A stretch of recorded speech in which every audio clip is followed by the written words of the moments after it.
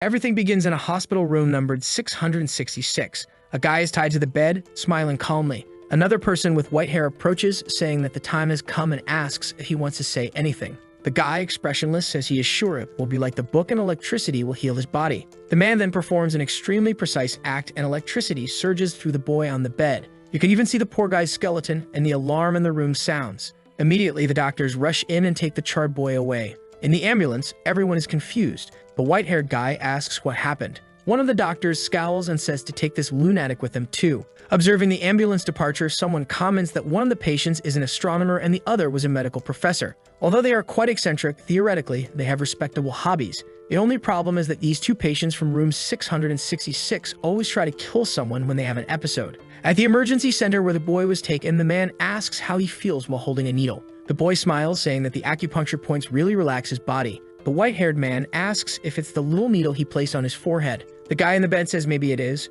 A circle appeared in front of him with a system activation notice. On that day, on Qingshan Mountain, a fire cat was wreaking havoc. The reporter warned of the dangers and said that warriors had already been sent to deal with the monster. Meanwhile, in the surgical center, the system detected that the new master had a problem in his head. 3 minutes before the surgery began, the doctors asked what the lunatic did this time. The man explained that he tied a little string and shocked him. His heart was beating at 250 per second, and they were going to anesthetize him. Despite being shocked, he said he felt very well. The burns around his skin were just impurities being cleaned. The doctor berated him, saying it was ridiculous to have burned himself because of idiocy. The guy didn't react and said it was better not to use anesthesia because he liked to use pain to train his mind. Seeing the inhaler approach, he said he wouldn't pay if he were anesthetized. The doctor ignored him, saying a psychiatric patient like him had no money anyway. The protagonist kept saying anesthesia was useless and his mental power. The boy went to sleep, remembering that in childhood, his mother was always exasperated by his antics. At 11 years old, he tried to cut off a useless piece of flesh. After many crazy actions, his mother took him to a psychiatric hospital. While she looked at the results, he asked her to throw him from the 5th floor. The record said he wasn't a danger to society, but was a danger to himself. In the VIP room, the white-haired guy was eating a banana. As soon as the protagonist opened his eyes, he said he was about to level up and needed to be hit with a needle. The white-haired guy agreed, and the protagonist asked if he would use an Earth-level technique. The guy said it wasn't.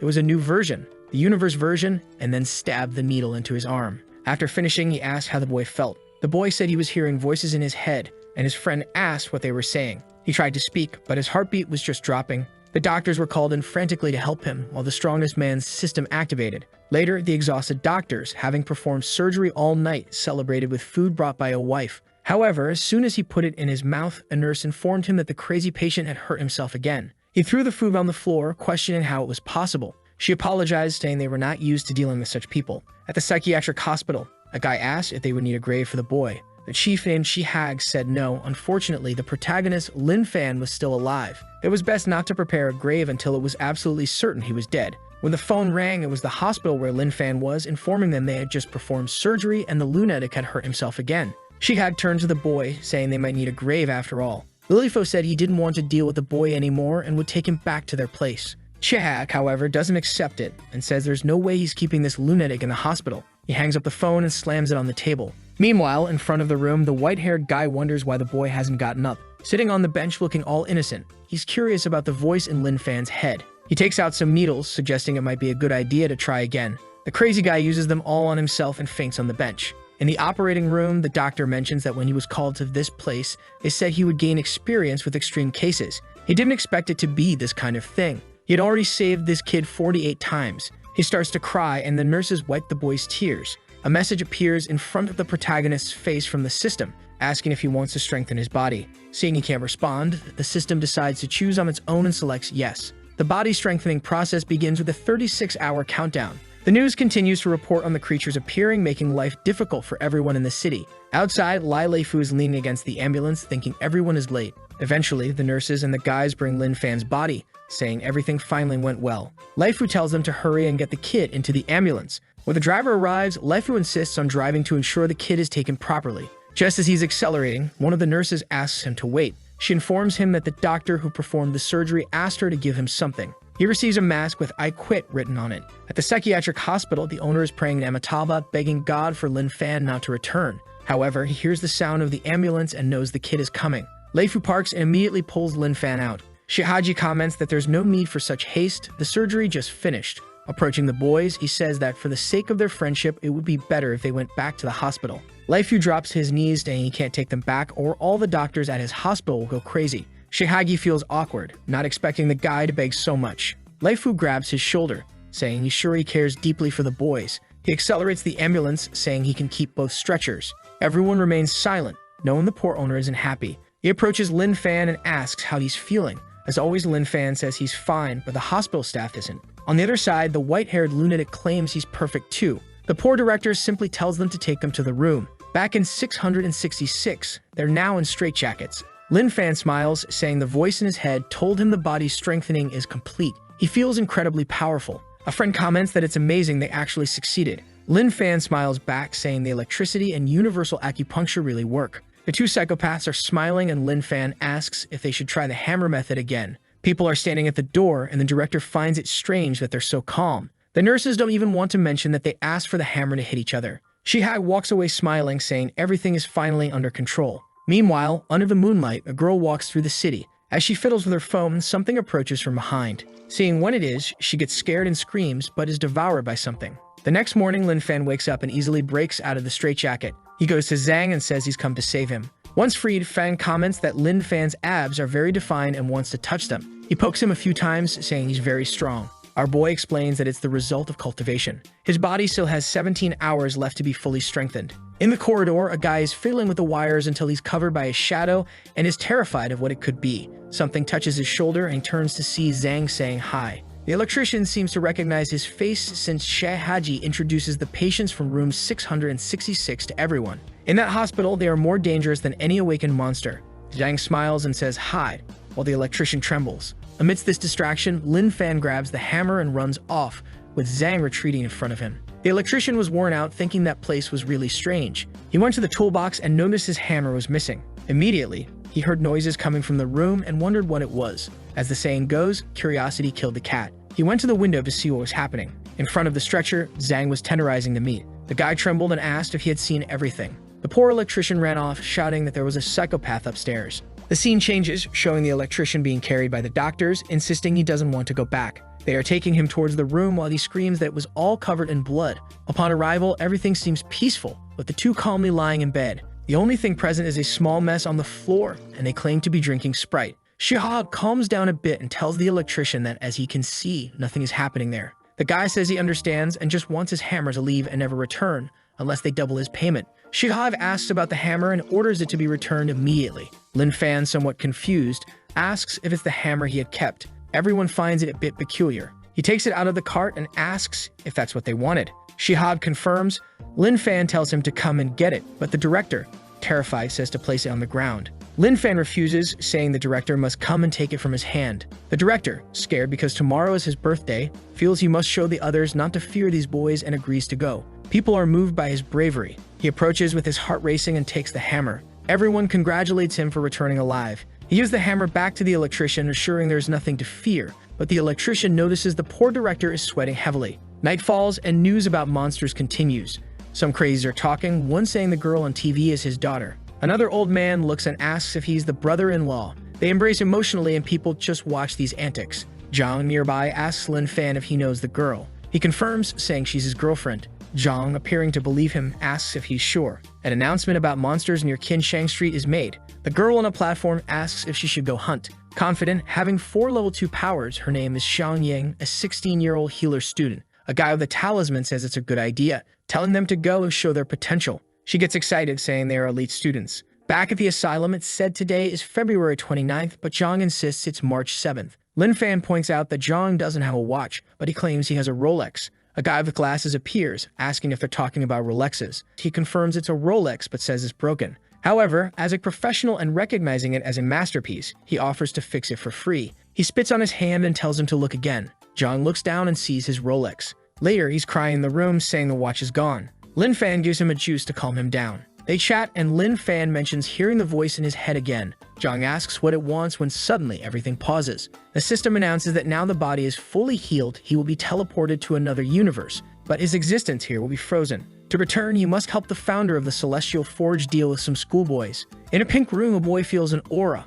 Obviously Lin Fan, confused, looking at himself in the mirror, wondering why he's a girl. For a second, He thought he was a boy. He decides to check when the body's mother appears, telling him to come for breakfast. At that moment, she closed the door, realizing she had come in at the wrong time. Lin Fan now wanted to know why his voice turned him into a woman and put him in those pajamas. At the table, his mother remarked that she was too beautiful and all the boys must be following her. He asked his mother about the milk, and she said it was to make him stronger. He poured all the milk into the soup and drank it immediately, commenting that it indeed tasted delicious. His mother was puzzled by this. At the bus stop, he noticed that life outside the hospital was very serene. Since the body's mother told him not to lose her, he decided to follow the usual routine. He was calmly on the bus when a little girl got on. She couldn't reach the handrail, so he gave up his seat for her, and she thanked him. At that moment, a guy with purple hair boarded. John Hao asked why he wasn't saving the seat. He grabbed Lin Fan's face, demanding a response or threatening to slap him. Lin Fan recalled some memories of the girl being bullied. The guy kept slapping, thinking today Lin Fan seemed different. Suddenly, a man rushed onto the bus, telling the driver to speed up because a lunatic was coming. People were running outside, and the maniac entered, aiming to hit someone. The guy harassing Lin Fan was startled and said his psychopath was entering. Lin Fan calmly stated it was just an ordinary guy. The maniac ran towards the girl and ink splattered. The bully was shocked and trembling. Lin Fan had blocked the attack with his hand and asked why a monk wanted to kill people. The man retorted he wasn't a monk and ordered Lin Fan to let go. Lin Fan repeated for him to let go. The passengers on the bus were confused by this madness. The man began to sweat and release his grip, falling to the floor and asking if Lin Fan was crazy. Lin Fan demanded he answer the question. Later, the police surrounded the bus and everyone was being escorted out. The man was still terrified, telling Lin Fan to stay away. Lin Fan wanted to return the man's tools, but he refused to take them back. Lin Fan said it was fine. Meanwhile, his friend was outside, his soul practically leaving his body. Lin Fan called out to him, saying it was a pleasure to see him again. He extended his hand, suggesting they should get to know each other better. The trembling guy greeted him. He felt something sticky and realized what it was. While the friend stood paralyzed, staring at his own hand, a nurse came to apply some bandages. Lin Fan assured her it was fine, explaining it was a kind of training to strengthen the mind. The nurse quickly noticed he wasn't normal. The guy who had invaded the bus was being taken away by the police. Seeing Lin Fan, he ran off, shouting he was heading to jail. A guard congratulated Lin Fan, saying the police department would contact the school. Lin Fan dismissed it, saying he was late and had to go. The officer admired his spirit, but told him to stay put as they needed to discuss his injuries with the school. Lin Fan said it was nothing and he was just using the pain to strengthen his mind. The officer, now certain something was off with him, stayed silent. Lin Fan found himself in front of Shenyang School, a body he was in. Walking around, he imagined Zhang would be a great teacher, but thought all the students would run away from the needles, making it quite scary. He went to an empty classroom, sat down, and began to doze off. He remembered his mother asking the doctor if he could attend school. The doctor had advised against it, which saddened her, and so Lin Fan had never been in a classroom. At that moment, he was poked with a pencil. A girl with a ribbon said he had crossed the line. She was confident that hurting him would make him cry out in pain. However, he just stared at her, and she found it strange that he didn't react. She wondered if she hadn't poked deep enough and applied more force. Lin Fan asked if it was some kind of joke, as people in the hospital always did this. He turned to relax, and she found it odd, wondering what this talk about a hospital was. She approached to apply more force and ketchup sprayed on her face, got up, and ran away. At that moment, a blue-haired guy told Zhang Hao that the protagonist was bothering his girlfriend. He noticed Zhang Hao was down and asked what the problem was. Zhang Hao said it was nothing serious, just better to leave that Tianyang lunatic alone. The blue-haired guy remarked that the only strange thing about that kid was how effeminate he was. Yeah, in the end, he's just a kid. Lin Fan approached and greeted Zhang Hao, saying it was nice to see they were in the same class. Smiling, the blue-haired guy wondered why this idiot was there. However, Zhang Hao, excited, stood up to greet him.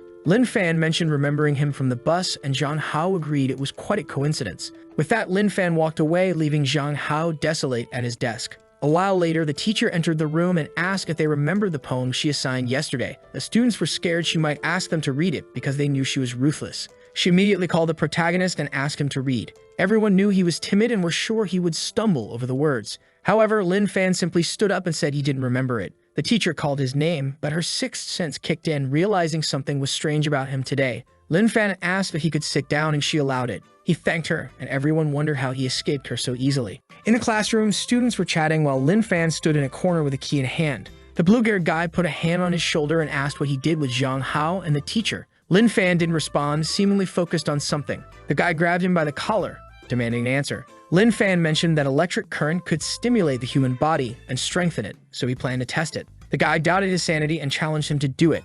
Without hesitation, Lin Fan inserted the key and both were shocked, literally. Another friend, noticing the commotion, asked what was happening and got shocked too. From a distance, someone asked if they were forming a train. Soon, the whole class was being shocked. Lin Fan commented that the amperage was too low, making it ineffective, but seeing everyone on the floor, he wondered why they were all sleeping and warned they might catch a cold. Ignoring them, he decided to go to the bathroom. The teacher at the door was ready to teach trigonometric functions. He opened the door excitedly, but dropped his materials in shock. The entire class was electrocuted. He called emergency services, reporting something strange had happened. Ambulances arrived, and Lin Fan wondered why there were so many, thinking high school was indeed scary. Everyone at school heard that Class 12 was electrocuted except for the kid who used to suffer. Lin Fan was returning when someone called him from behind a tree. He approached, asking if they were calling him, and a shade girl confirmed. He asked if there was a problem while she trembled, holding a love letter behind her back. Suddenly, someone snatched it from her and asked what it was. A guy named Tang Ji asked if she was going to give it to Chen Yang.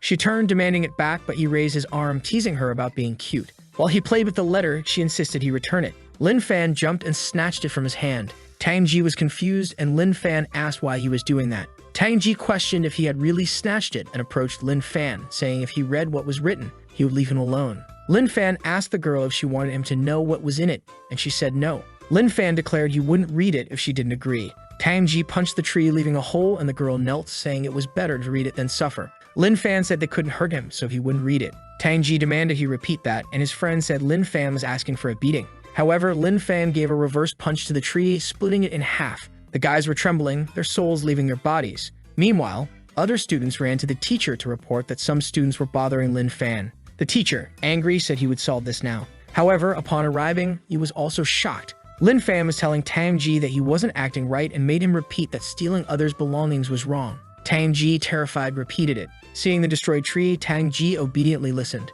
Lin Fan slapped the letter on Tang Ji's face, telling him he was too skinny and needed to go home and eat. Embarrassed, Tang Ji agreed and said he was going home. The trio ran off, and the teacher questioned if the story seemed strange. He asked the students if this was normal, and they said no. Lin Fan returned the letter to the girl, but she shyly said she wanted to give it to him. Lin Fan responded that pink letters are usually love confessions, something old Jean told him. She confirmed and asked if he could be her boyfriend. The teacher, sure Lin Fan would accept, told him to reject it. However, Lin Fan said no. He stated that his life goal was to become the strongest man and she didn't deserve him. The girl ran off crying, saying he didn't deserve her. Lin Fan realized it was impossible to understand girls, just like Zhang said, but he didn't care much and left. The body Lin Fan took over, Chen Yang was a lovable and skinny boy, making everyone think he wasn't manly. But the girl thought he was different, and Chen Yang wanted to confess to her. He prayed every night that if she confessed, he would accept. However, Lin Fan told her she didn't deserve him. At the hospital, the doctors were puzzled about what these students were thinking.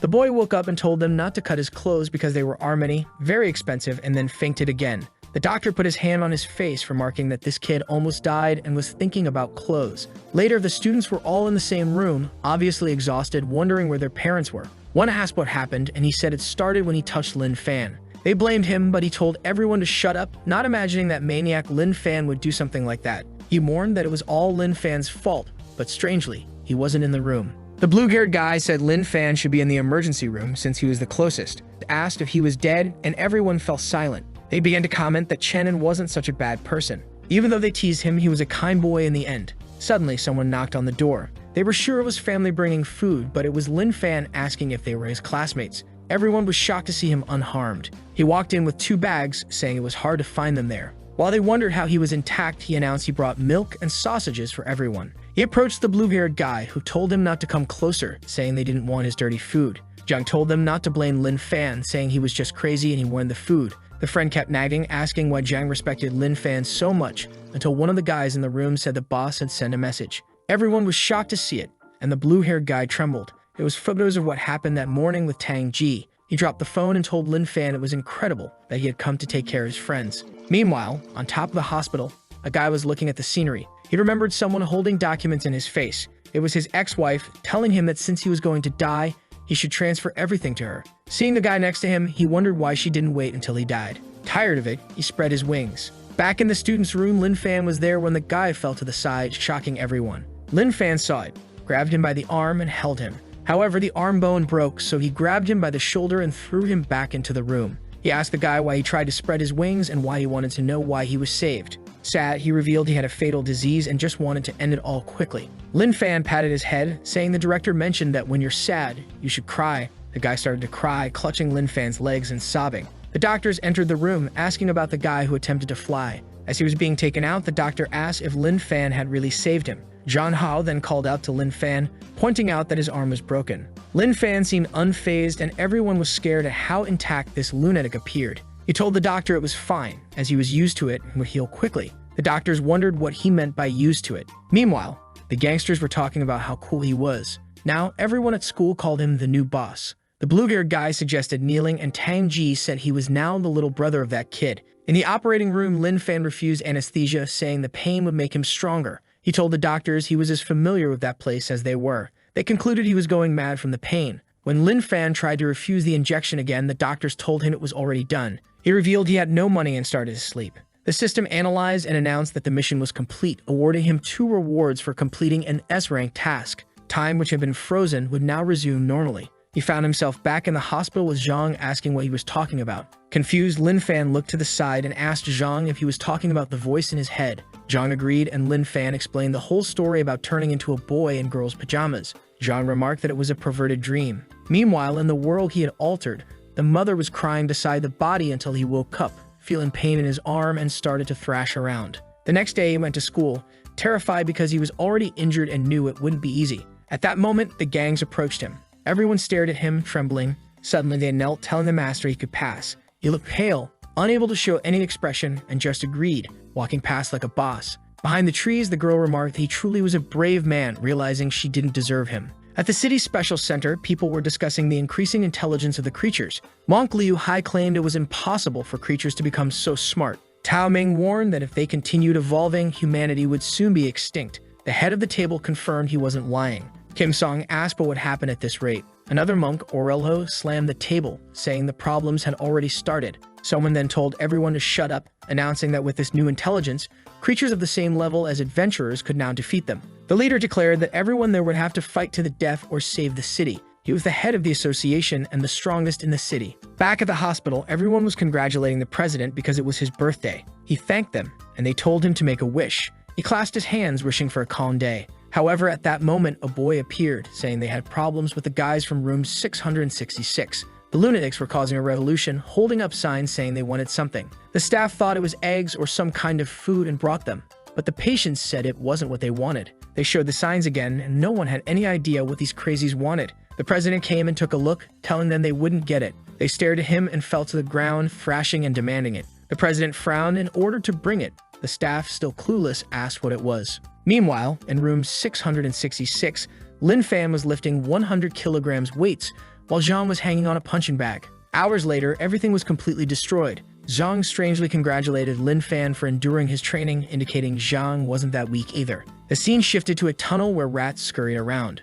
Some adventurers were fighting against a giant wolf. Talismans struck its chest. It was Xiangyang's group from the beginning. She activated the power of a recovery pill and healed the knight in front. He used a sword technique and aimed it at the wolf, hitting it directly. The creature agonized but immediately charged at them. The monk activated the power in his bead necklace, creating a projection to stop the attack. However, the wolf changed its expression and went to swipe with its paw. The talisman-wielding guy screamed as the attack hit Xiangyang directly. She was thrown against the wall, severely injured. The talisman guy realized it was the wolf's strategy to eliminate the healer first. He warned that the beast wouldn't be easy to defeat and ordered someone to get Xiangyang out of there. He threw 3 more talismans, but the monster easily defended with its tail. It continued to increase its strength against the monk, who was starting to run out of energy. They realized the creature had pretended to be weak at the beginning. The monk was devoured in front of the group. He launched an attack, and the blue-shirted guy pushed the talisman forward. Perforated, he told his friend to flee. Now face to face with the creature, while the rest of the group was already dead, he screamed for Xiangyang to get up and run. She could only watch the fight in despair. He activated energy in his blade and charged again. Before his attack could hit, she tried to use a recovery pill on him, which strengthened him, but it was the last of her energy. However, his blade was flung away, and he was crushed by the wolf. Under its paw, he activated a spell, causing his body and the creature to explode. The area was engulfed in flames, but the creature seemed to have survived. Despite being injured, it managed to escape the tunnel. Meanwhile, at the mental hospital, Zhang was counting ants on the grass while Lin Fan followed the system's strategies to strengthen himself. He tried to concentrate as Zhang called him. She picked up an ant and told him to look, saying it was crying. Finding it strange, she noticed Li Fang was red and asked if he was sick. The system warned him to be careful as the technique could explode his body. Zhang started acupuncture to save her friend. He was in pain and screamed, sent flying. A poor ant paid the price. The system notified him that he had unlocked absolute vision, and even the system was confused as to why he had received it. Lin Fan told Zhang he was following the instructions of the voice in his head, but it hurt a lot and he was glad it helped. Zhang, excited, asked how he felt after the acupuncture and if he wanted more. Smiling, he said it was the best ever, but now he was hungry. Zhang had an idea, picked up an ant, and told him to eat it, saying it was a bit sour but very tasty. Just as he was about to try it, a nurse called them for lunch and they released the poor ant. In the cafeteria, people commented on how much he was eating. Lin Fan had devoured about 10 trays. A nurse told him to stop or he'd get a stomachache. She tried to take the tray, but he wouldn't let go. Lin Fan looked at the doctor and said he was still hungry. The doctor wondered if he had an eating disorder. He bit a metal spoon and the doctor was sure something was wrong with him. The system congratulated him on receiving the technique but warned that the side effect was extreme hunger.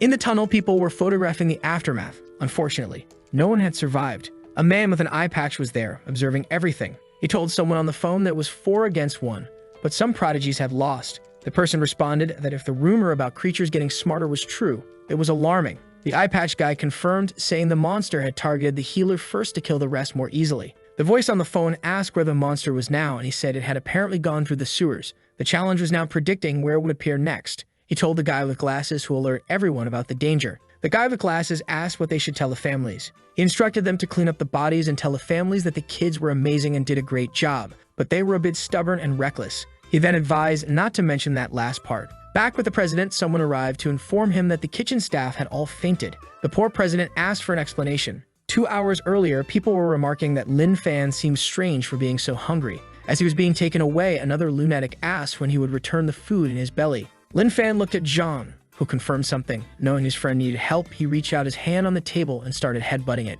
Everyone rushed to stop him before he hurt himself, and in the commotion, Lin Fan escaped, giving a thumbs up to his friend, who returned it, battered but grateful. With the mission complete, Lin Fan headed to the kitchen where the women were working. They were calm until a shadow appeared, saying it was hungry. They were startled and saw Lin Fan, who said he wanted to eat a lot of meat. Everyone knew who the patients from room 666 were and fainted immediately. Back with the president, after receiving this information, he ordered a raise for the poor women and asked why Lin Fan was so hungry. The nurse explained that they were still running tests but didn't know the cause yet. That night, near the hospital's sewer, a paw emerged, sensing no fighters sent nearby. It was the wolf from earlier needing a quiet place to heal. Moving like a shadow, it concluded that it was best to find a kind human to care for it. Transforming into a puppy, it thought that looking cute would make anyone unable to resist. Once they saw it was injured, they would surely care for it. In room 666, Zhang was complaining that his wash had broken again and needed fixing, but he had no money. Lin Fan said he didn't have any either. Zhang suggested kidnapping someone for ransom, and Lin Fan asked who he would kidnap.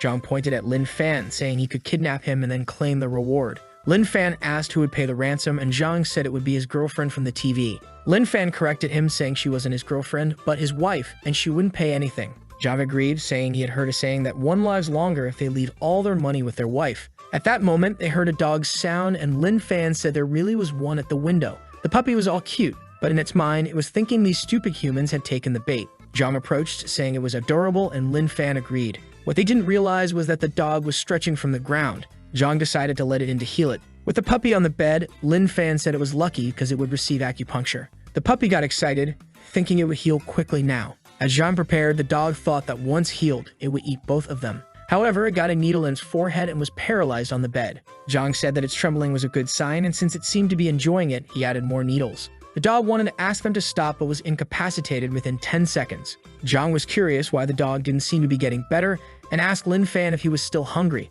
Lin Fan, unfortunately, wasn't full. The system then alerted him that it had found an entity with a lot of energy in front of him. He saw it was the puppy with level 2 energy, and the system even provided a recipe on how to prepare it. Lin Fan found it incredibly cute and concluded that something so cute must be very tasty. The puppy wondered when cube equated to tasty. Seeing them approach, it was scared as they clearly intended to eat it. Zhang removed the needles, saying there was no point in saving the dog anymore. Lin Fan agreed, saying it was a shame, but the dog would need to be cooked. The puppy realized these two were insane. Zhang patted it and told it to rest in peace. The puppy was getting increasingly angry at being treated this way. Zhang noted it was still alive. Lin Fan said it didn't matter. With that bleeding, it would soon die. They began to pray, saying it was a shame, but it would be a great meal. Zhang complained it was too small, frustrating the puppy further. Tired of holding back, the puppy started transforming back into its true form, a giant wolf. It asked how they dared think of eating it. Zhang smiled, saying that now it was big enough for both of them. The wolf told them to stop underestimating it and went to bite. However, Lin Fan grabbed the wolf by its teeth and threw it onto the bed,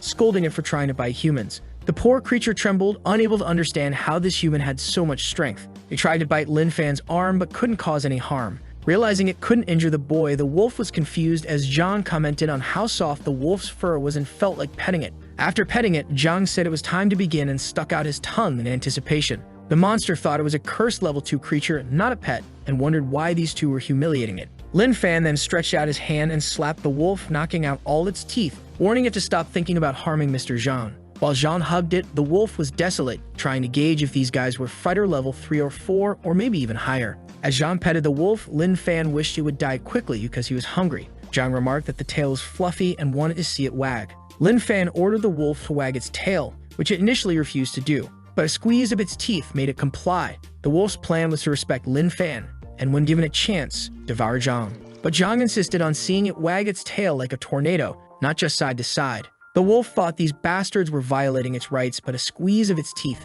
and a slap on the head made it perform the tail helicopter. Zhang said it was the cutest dog ever, and now they were sure it would be delicious. The best part was that it was big enough to feed both of them. Lin Fan stared eagerly at the meal. Then the lunatic asked how they would cook it since he liked fried meat. Lin Fan wanted to make a soup, but the problem was they didn't have a fire. The wolf felt relieved. But then Lin Fan suggested using electricity. Zhang agreed it was a great idea, saying that in the last training, Lin Fan smelled delicious too. The wolf, lying on the bed, wondered if it was really in the human world. The next scene showed the wolf begging them to stop while being electrocuted. Zhang remarked that electricity was indeed similar to fire in the end. Some other patients observed from a distance, wondering why they weren't invited to the party. A while later, smoke was rising from the wolf, and Zhang commented that it seemed delicious. Lin Fan said it wasn't quite ready yet. The wolf agonized until it lost its life and went to the heavens. Zhang touched the chin and said the meat seemed very good. The psychos were drooling and began to eat. A nurse was walking down the corridor. It was Lu Jiang, one of the new hires. He remembered being told that if something strange happened, he should check room 666. With the power out, he decided to investigate. When he shone his flashlight, he saw Zhang and Lin Fan munching away with the giant head of the wolf behind them. He wondered if he was really holding a head, and Zhang invited him to join them. The poor guy fell to the floor and immediately ran off. The next moment, the president was coming, telling him to stop lying. But the guy insisted it was true. There was a giant-headed dog staring at him. The president turned on the generator and the lights came back on. Entering the room, the lunatics greeted him good night. The president asked what they were doing and what that was. They both said it was a dog rug, having clearly used every part of the creature. Holding it, the doctor recognized it as the fur of a level 2 creature and had no idea how it ended up there. He asked them what happened, and they said they were just sleeping and didn't know. The president questioned if they hadn't left the bed, and they confirmed they were lying down the whole time. However, someone in the background confirmed they were holding a head. The director then asked what Lin Fan was hiding under the sheet. Lin Fan removed the sheet, saying he wasn't hiding anything, but the director pointed out something glowing. Lin Fan looked down, wondering what it was. The director told Lin Fan to hand it over, and he complied. Staring at the lamp, the director considered asking about the rug, but at that moment, the two said they were going to sleep. The poor president, already exhausted, felt like he was aging a year every month working there. He wished them good night and left the room. As soon as he was gone, Zhang asked Lin Fan if he was full. Lin Fan confirmed but had a question. He wondered why the president always found everything he hid but never found Zhang's needles. Zhang revealed that he hid them in his silky hair. Lin Fan found that interesting and decided to grow his hair out to have a hiding place. Consuming the meat would keep him from feeling extra hungry for 3 days. Meanwhile, in a city building, the eye patch guy was exhausted because the families of the group wouldn't stop pestering him. He swore to end the beast that killed them and crush his bones. His assistant mentioned that an old man wanted to talk. The hospital president informed him that he wouldn't believe it, but 2 of his patients had killed the beast he was looking for. Naturally, the eye patch guy was skeptical, but the person hung up. Angry, he punched the wall and jumped out, wondering why he was heading to the mental hospital at midnight. Meanwhile, the new nurse went downstairs to see if he could find the remains of the creature they had eaten. He found a piece of the skull while they were still throwing bones from above. He knew something was wrong, but the skull vanished, leaving him more confused. The poor guy fainted again. Outside, the president was examining the sewer from which the monster had come when the skull approached, spinning. It nearly hit him, but the eye patch guy stopped it, recognizing it and asking how it died. The director reiterated that he already explained. The eye patch guy threw it on the ground, declaring it impossible for a common person to kill such a creature, especially a lunatic. The director insisted that, although crazy, Lin Fan was not ordinary and handed him a notebook containing records of the patients from room 666. Flipping through the pages, the eye patch guy was incredulous, noting how Lin Fan attempted to end himself daily but only grew stronger. The director confirmed this. He then asked if these two killed the beast, and the director affirmed. He wanted to know how they did, but the doctor admitted he had no idea, as the boys had already eaten it. Shocked, the eye patch guy asked for clarification, and the director explained that they ate the beast. Horrified, the eye patch guy surmised the boys had some special talent and wanted to see them. The next day, Lin Fan and Zhang were on the lawn having a staring contest. It had been going on for a while, and Zhang begged Lin Fan to blink, saying he couldn't take it anymore. Lin Fan looked to the side, saying he blinked. Zhang celebrated, claiming victory. The eye patch guy observed from a distance, noting how Lin Fan stared directly at the sun without reacting and wondered if the boy had a unique talent. Turning to the director, he asked if he could take care of Lin Fan given his talent. The director rushed over, confirming if he was serious. The eye patch guy understood if the director was reluctant, but the director eagerly agreed, even offering the white-haired boy. The only condition was that the eye patch guy couldn't return the boys and had to sign a waiver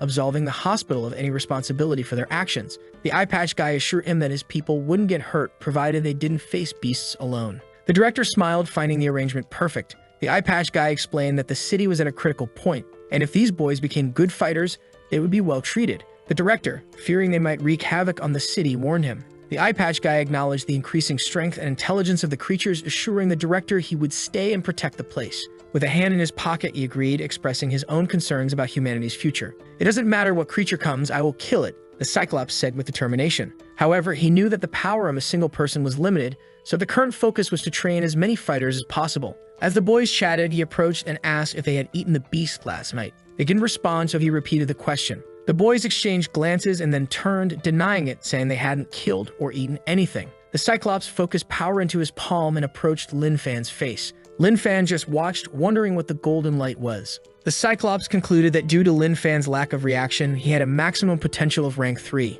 Zhang then whispered to Lin Fan that the guy wanted to train him. They both acted all cute, saying it was very kind of him. The Cyclops was confused by their behavior. Lin Fan, however, expressed doubt in the Cyclops' training methods, suggesting that with only one eye, he wouldn't be able to see him practice properly. Zhang suggested that Lin Fan should try their training methods, which might even heal the Cyclops' eye. The Cyclops realized these were the methods described in their records.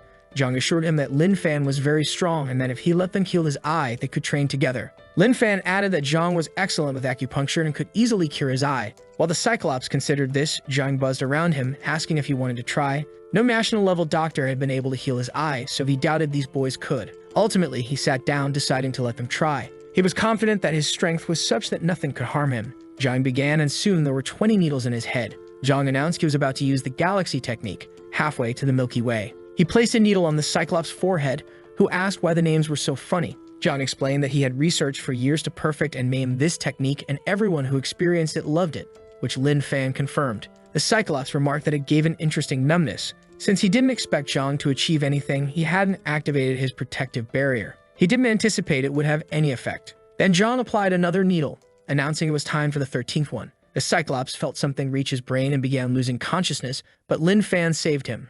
Zhang asked if he had fainted, and Lin Fan confirmed. Zhang wondered if there was something wrong with his ability, but said he had an idea for making it much better. He asked Lin Fan if he wanted to try, and Lin Fan agreed, trusting him. Soon, both of them were on the ground, confused. Zhang had another idea for improvement, but had no one to test it on, leading to all three collapsing. The director approached, wondering where Zhang hid so many needles, since not even a national-level fighter could survive them. In the emergency room, a special phone rang, indicating it was from that room. Everyone recognized the sound and began crying in despair. Answering it, the person on the other line said they were sending help, noting that this time 3 people were injured. The medics arrived quickly, taking the 3 boys away. The driver, with bandaged eyes, was considered risky by the staff, but he reassured them it was due to Zhang's incredible skill. He shut the doors and sped off in the ambulance. Everyone was concerned about the boys' arrival. At the hospital, Lai Fu wondered why those guys were so resilient. Maybe he should stage an unexpected event to deal with both of them. He slapped himself, questioning his thoughts, but remembered how troublesome they were and slapped himself again. He called the director, pleading not to send the boys again. But 2 days later, they were back. The director reminded him that keeping them hospitalized was better than having them return. Lai Fu complained about constantly needing to find new doctors because of them. The director told him to relax and check the message. Lai Fu found a lot of money with a note warning him not to send the boys back now that he had accepted the bribe. On the stretcher, the system asked if the protagonist wanted to accept an SS defense, but as always, he didn't respond. Because of this, the system chooses for him. In another part of the hospital, the guy who fainted upon seeing the giant dog's head is talking with his wife. She says she's gaining weight, but he reassures her that she looks wonderful, whether slim or chubby. She feels happy and romantic, peeling an apple for him. She hands him the apple, and he is delighted. At that moment, a doctor enters and informs him that he will be discharged in the afternoon, provided he doesn't have another panic attack. A nurse announces that the patients are ready, and he orders them to be brought in. The first to enter is Lin Fan on a stretcher. The man immediately points at him, shouting that it's all his fault, the guy who was eating the meat with the giant dog's head. This shock causes him to faint again. The system continues evolving the protagonist's body, and he wakes up beside Zhang. Meanwhile, on the bed next to him, the man clutches the doctor's leg, begging him to leave the room. Seeing the boy, he says he's hungry and wants to eat something. Their eyes meet, and he faints on the floor again. The Cyclops wakes up, wondering how he ended up like this. His body can withstand bullets, so it shouldn't be affected by mere needles. He's the strongest person in this city, so how was he knocked out by a lunatic? John comes up to him, asking if he's awake and apologizing for not getting it right the first time, but assures that with a few more tries, he'll succeed. The Cyclops agrees to try again, and Zhang excitedly tells Lin Fan that this guy is very kind. Zhang goes through his hair, saying that this time the eye will be cured. The Cyclops is taken to the emergency room because his heart rate dropped. Lin Fan tells him it's okay, he'll get it next time. Upon waking up, the Cyclops wonders if he fainted again because of those needles. It seems impossible since a level 9 beast once broke his bone and didn't pass out. Zhang appears again, apologizing but promising that this time it will work. The Cyclops wants to be sure that it's the needles causing this. Zhang reassures him that it will work this time. The next moment, the Cyclops is being wheeled away because his heart rate is dropping again. Feeling desolate, Lin Fan says that the guy is strong and will survive. Zhang relaxes while the nurse searches for those cursed needles. In the next scene, the Cyclops wakes up with his legs in casts. The doctor informs him that his left leg is completely paralyzed. Zhang approaches, asking how he feels. The Cyclops can't believe he's nearly dying because of this psycho. Zhang looks at Lin Fan, saying the guy doesn't seem to trust him anymore. Lin Fan replies that it seems they are different then. The Cyclops looks angrily to the side, saying these two should like this video to help Mamoru make more juicy content for his viewers. Activate the cheeky little bell, and I'm out.